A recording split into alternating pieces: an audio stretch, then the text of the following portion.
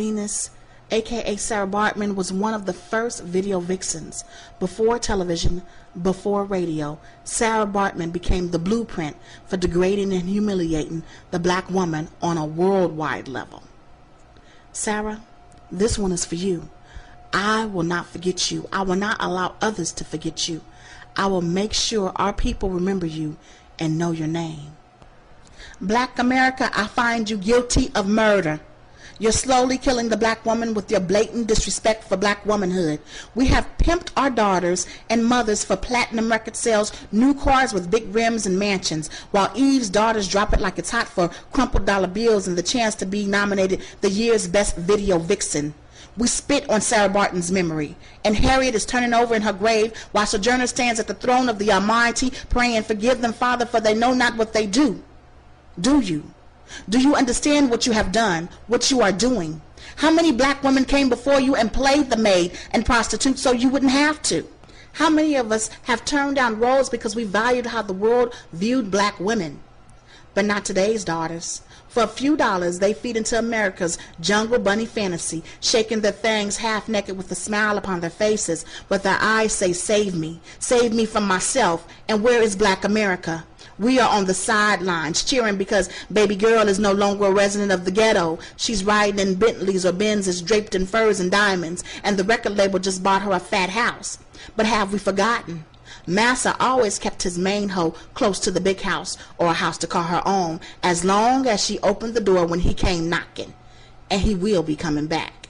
It's so sad. Back then we were forced to degrade ourselves to the level of being some man's whore. Today we willingly degrade ourselves. The black woman has become America's #1 whore.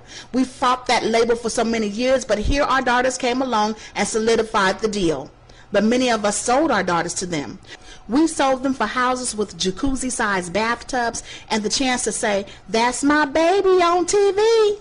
Have we no shame? No guilt? We can't blame the white man for this one. In concert stadiums all over the world, our black men proclaim to the world that his women are bitches and hoes. It's so common, some of us think that this is our name.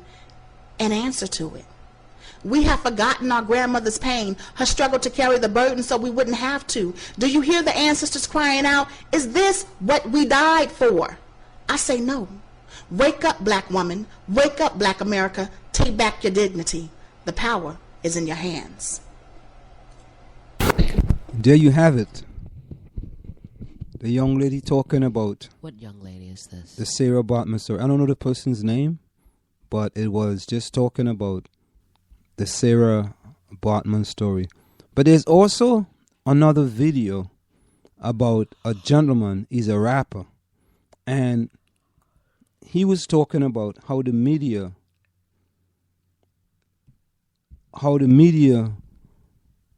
the system uses the media to control the minds of black people. And it's so similar to what that person was saying. Let's take a listen. You know, a lot of what he's saying is actual fact. You know, it's actual fact. Yet it also speaks to the environment in which we are embedded as young black males and females in this particular society. You know, this is a rapper. Hip-hop changing from positive to negative was not a consequence of history. It was not a circumstance of history. It was nothing that just happened on its own. It had nothing to do with the changing of the times. It had nothing to do with that. It had everything to do with the fact that there are people in this particular society who wants to see us exactly where we are.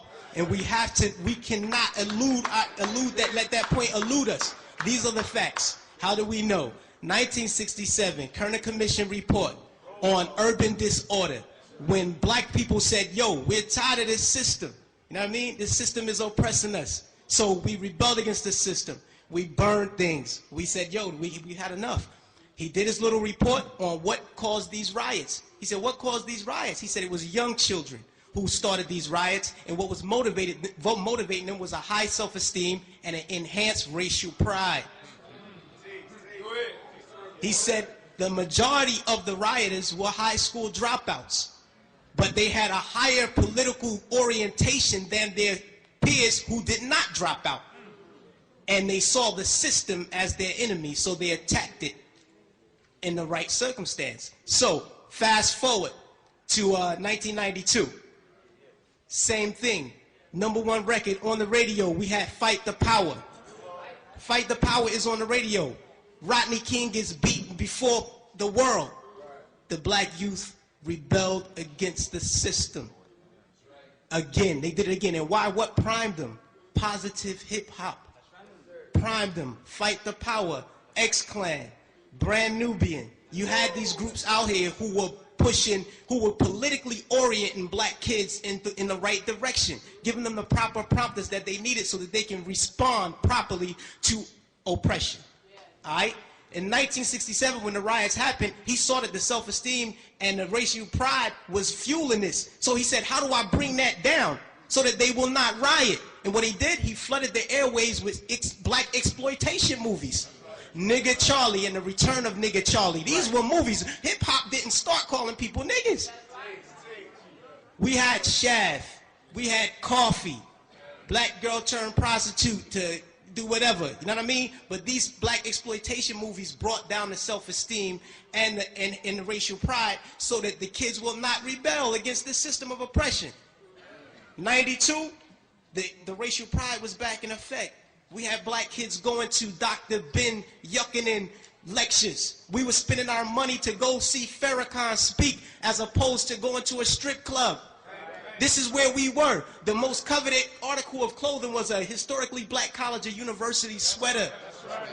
We were motivating children towards positive attitudes and lifestyles. And when Rodney King got the beating, heads responded properly. Fast forward to our day. Sean Bell is shot 50 times in the street in New York by police officers. #1 song on the radio, Like a Lollipop. Nobody do nothing. Nobody respond to nothing. Trust me. Just like the brother, I believe it was JT, the bigger figure, who said that the label executives came to him and said, yo, brother, we need you talking about guns and whores. You know what I mean? That's right. That happens. I've been in those meetings with management and had to ask me, is what you're saying really what you believe so that we'll know how to market you properly?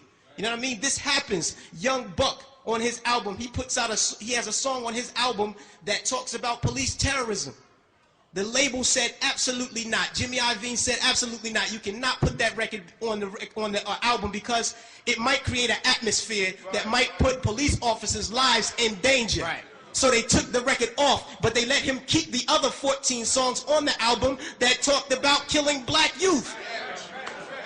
So this is what we're dealing with. We're not dealing with a circumstance or consequence of history. You know what I mean? The environment that we're embedded in puts us in a situation where we feel we have to maneuver and play the game and water our message down. You know what I mean? But no, what happened was they intentionally shifted the paradigm to get us exactly where we are right now.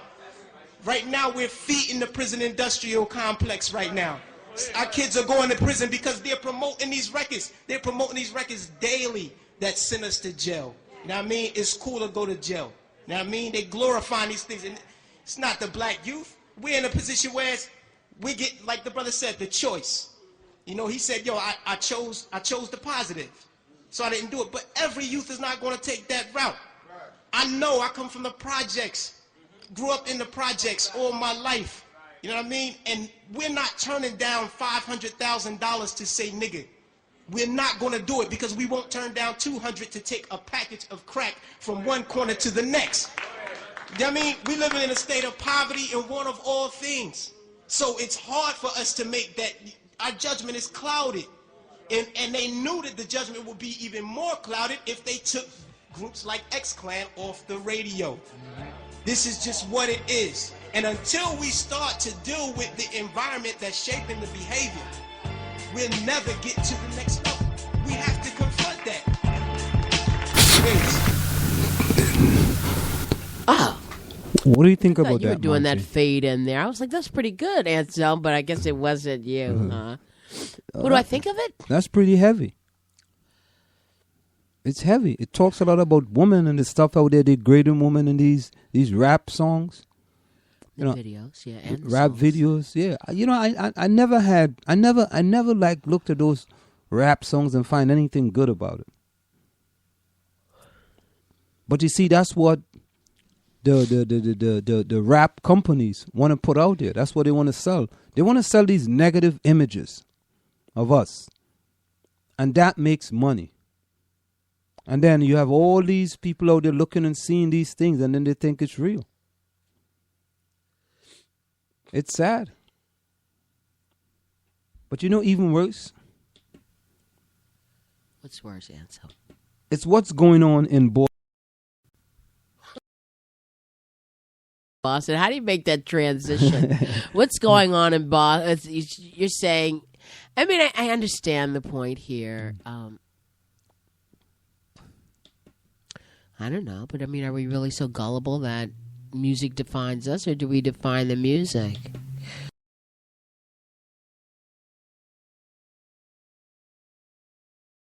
Of poverty, and I could sell my own folks out for $200 or $500,000. You can make a lot of money.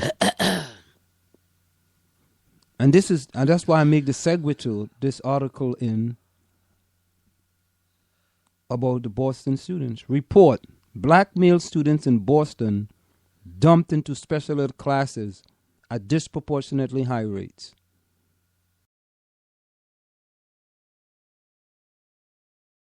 What do you think about that?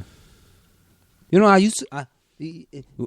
when I told you about, we called it here Project Ahead. Mm-hmm. And to me, they should call it Project Reverse. Because I don't think they was trying to get anybody ahead in that program. Because that program to me was crabs in a barrel syndrome. Once you got in, you didn't get out. And every day, there is a new story proving that not just South Orange and Maplewood, but across the country. And then we have people like my co-host. Across the country, what? Yeah, but you gotta let me didn't finish the sentence. No, but you gotta let me finish, because I'm intertwining stuff in here. Okay. You got people like my co-host who believes in the Common Core that disproportionately affects kids of color. And she is pro Common Core. And I am anti-Common Core. The reason why I'm anti-Common Core is because I want all the kids to have an equal education. But somehow she sees fit that maybe some of these kids don't want to have an education. She said it. I didn't say it. I didn't make that up. She said maybe some of these kids just don't want to have an education. Correct me if I'm wrong now. I don't want to say stuff that you didn't say. And that is sad. And here we have November the 13th, a report by Thomas L. Scott. Black male students in Atlanta, in Boston, dumped. They didn't say they were put in special ed. They were dumped. And you know what happened when you dumped, right? You know what happened when you get dumped? You know, I know you're trying to rile me up. I'm not trying to rile you up. You I'm just see me sitting here rocking and yawning and I'm speaking the truth. Tears streaming down. What my did face. I say is untrue? Please correct me. And you know, I don't know. I'm just not like hyped up right now to fight. You know, you always say I'm fighting. I'm not. I have a passion for education. Many things that were incorrect, and there are things that you just don't understand. And I guess it would require me educating. Are you for Common Core? Anyone who is listening. Are you for or against Common Core? Well, I think as usual, yes. In order to have any kind of discussion, yeah, you've got to determine what exactly Common Core is. Oh my God! So, because I don't know if you and Anselm and I are on the same page. But why you can answer a question? I would really like to know if he and to know that he understands what exactly. I am against Common Core. Okay, what is Common Core, Anselm? Let me give it to you in a nutshell. You could give it to me in a nutshell with all the nut inside of the shell. You give it to me in a Common Core saucer. It's dumbing down the programs to make kids of color even dumber. That's it in a nutshell. That's my definition of Common Core. I don't want to go. I don't want to go and read the definition for you that they have on the internet. I don't want to give you that definition.